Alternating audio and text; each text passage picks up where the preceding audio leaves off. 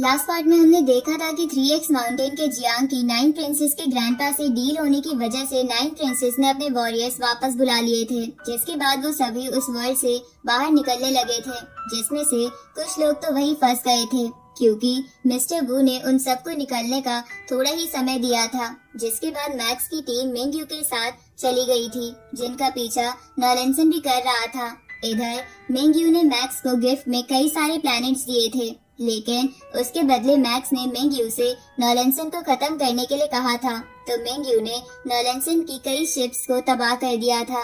अब आगे तो इस बात की शुरुआत में नॉलेंसन अपनी इतनी शिप्स तबाह होते हुए देख बिल्कुल चौंक जाता है और घबराने लगता है। इधर मैक्स मिंगयू की ये ताकत देखकर कहता है कि सच में डोमेन मास्टर लेवल के वॉरियर्स काफी ताकतवर होते हैं। दूसरी तरफ नॉलेंसन मिंगयू को अपनी शिप की तरफ आता देख किसी से कांटेक्ट करने की कोशिश करता है, लेकिन उसका कनेक्शन फेल हो जाता है।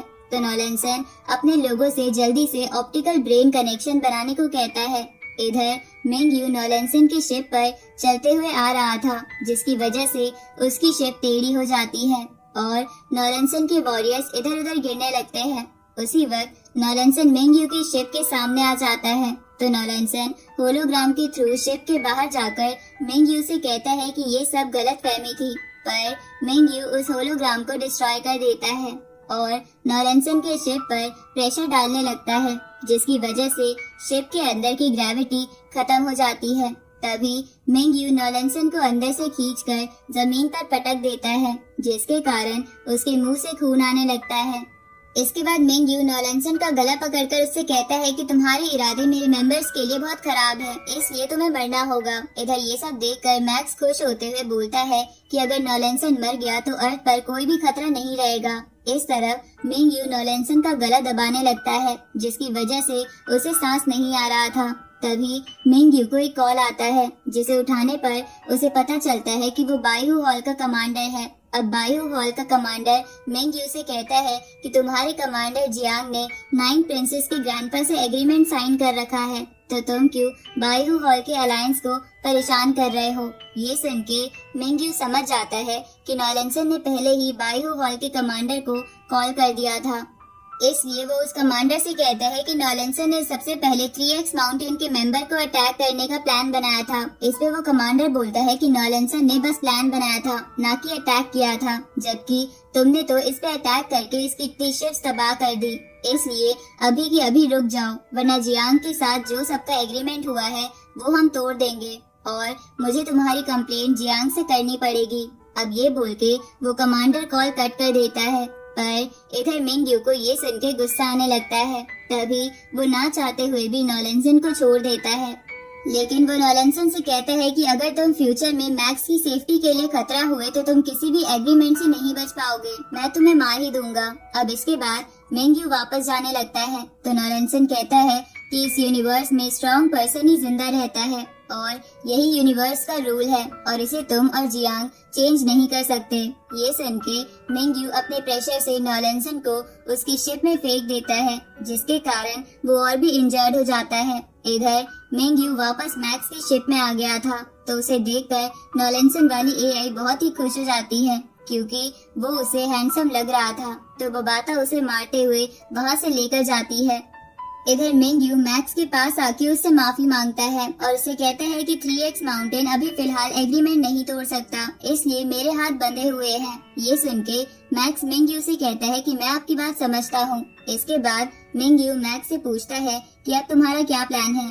इस पे मैक्स कहता है कि हम जल्द से जल्द अब अर्थ पर वापस जाएंगे, क्योंकि नॉलेंसन और उसके लोग 2 साल में अर्थ पर पहुंच जाएंगे, इसलिए हमें तब तक प्रिपरेशन करनी होगी। ये सुन के मिंगयू मैक्स से कहता है कि भले ही तुमने वो सारे प्लैनेट्स मुझे वापस कर दिए थे, लेकिन मैं फिर भी तुम्हें इमरजेंसी के लिए 5 प्लैनेट्स देता हूँ, ताकि अगर कुछ भी हो तो तुम वहाँ जा सको। साथ ही मैं तुम्हें D5 लेवल की रेल गन भी देता हूँ, जिसकी वजह से तुम्हें शायद मदद मिल सकती है। तो उस रेल गन को देखकर बबाता खुश होने लगती है और मैक्स मिंगयू को थैंक यू बोलता है। इधर हम नॉलेंसन की शिप को देखते हैं, जहाँ नॉलेंसन अपनी शिप के कैप्टन से पूछता है कि हम कितने टाइम में अर्थ पर पहुँचेंगे। इस पे वो कैप्टन कैलकुलेट करके नॉलेंसन को बताता है कि अर्थ के कैलेंडर के अकॉर्डिंग हमें वहाँ पहुँचने में 1 साल 253 दिन लगेंगे। ये सुन के नॉलेंसन अपने कैप्टन से कहता है कि मैं चाहता हूँ कि तुम सभी शिप्स को फुल स्पीड पर कर दो ताकि हम पहले ही वहाँ पहुँच जाएं, जिसके कारण उन्हें कुछ भी प्लान बनाने का टाइम नहीं मिलेगा।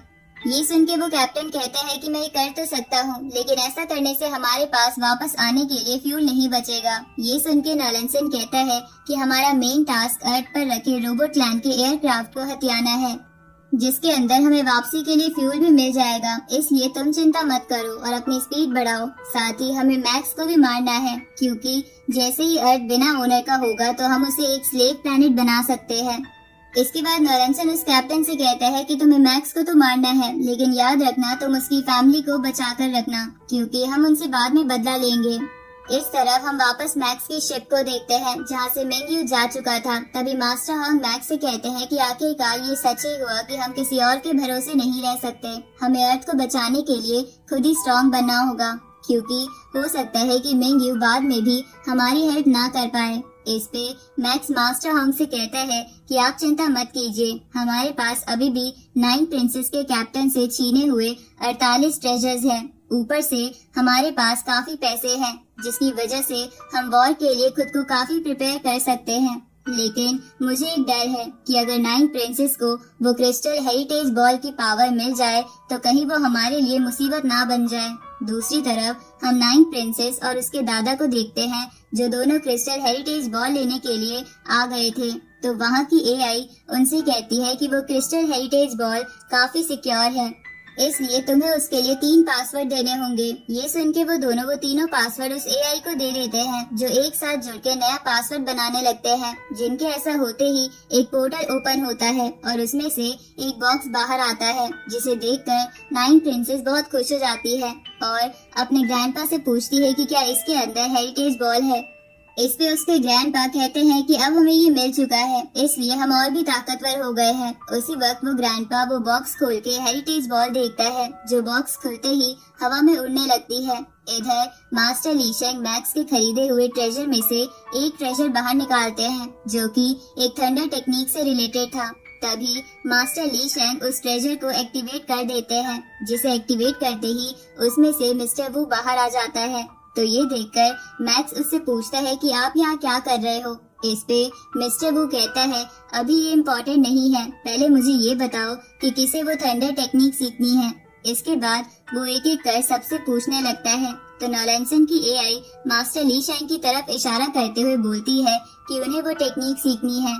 ये सुन के मिस्टर वू उन्हें शॉक देते हुए कहते हैं कि चलो मेरे मास्टर को उनका नया वारिस मिल गया। ये सुन के मास्टर ली शेंग मिस्टर वू से पूछते हैं कि तुम कहना क्या चाहते हो। इस पर मिस्टर वू कहता है कि मेरे मास्टर ने कहा था कि जिसे भी ये टेक्निक मिलेगी वही उनका वारिस होगा, और उसे मैं कई सारे मेरे मास्टर की सीक्रेट टेक्निक्स भी सिखाऊंगा। अब मिस्टर वू मास्टर ली शेंग को वो सभी टेक्निक दिखाते हुए कहते हैं कि आज से तुम मेरे मास्टर के स्टूडेंट हुए। ये सुन के बबाता मास्टर ली शेंग का हाथ पकड़ लेती है, जिसके बाद वो दोनों मास्टर ली शेंग को अपनी तरफ खींचने लगते हैं, क्योंकि बबाता नहीं चाहती थी कि उसके मास्टर का स्टूडेंट किसी और के पास जाए। इधर मास्टर ली शेंग मैक्स और मास्टर हॉन्ग से मदद मांगते हैं, लेकिन वो दोनों तो हंस रहे थे। तभी बबाता मिस्टर वू से कहती है कि मास्टर ली शेंग मेरे मास्टर के स्टूडेंट हैं, इसलिए बुढ़े तुम इसे मुझसे नहीं छीन सकते। ये सुन के मिस्टर वू गुस्से में बबाता से कहता है कि तुम बुढ़ा किसे कह रही हो और तुम ये कहने वाली होती कौन हो। तभी मास्टर वू देखता है कि बबाता भी उनकी तरह ही एक एआई है, बल्कि वो उनसे भी ज्यादा एडवांस है। तभी बबाता मिस्टर वू को अपने एडवांस होने की वजह से उनको चिढ़ाने लगती है। तो मिस्टर वू एक प्लान बनाते हुए बबाता से कहते हैं कि भले ही तुम मुझसे एडवांस एआई हो, पर मेरे पास तुमसे ज्यादा डेटा है जो मैं शेयर कर सकता हूँ। तो बबाता वो डेटा चेक करती है, जो उसे काफी यूजफुल लगता है, इसलिए वो खुश होने लगती है। तभी मिस्टर वू बबाता से कहता है कि मुझे इस डेटा के बदले मास्टर ली शेंग चाहिए।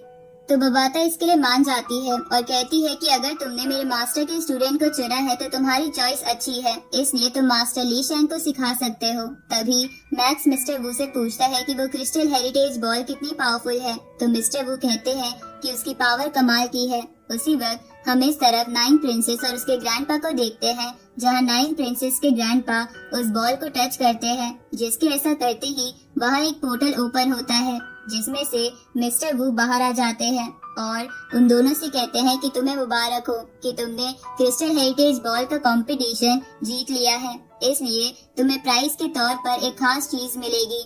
अब मिस्टर वू वो प्राइज दिखाने लगता है, जो कि असलियत में बस एक यूनिवर्सल कॉइन था, जिसे देखकर नाइन प्रिंसेस और वो ग्रैंडपा हैरान हो जाते हैं। तभी मिस्टर वू उनसे कहता है कि ये पासवर्ड्स क्रिस्टल बॉल के कंपटीशन के लिए थे, ना कि क्रिस्टल बॉल के लिए। अब ये बोल के वो वहाँ से चला जाता है, जिसके बाद नाइन प्रिंसेस को बहुत गुस्सा आने लगता है और वो अपने दादाजी से कहता है कि हमें मिस्टर वू से बदला लेना होगा।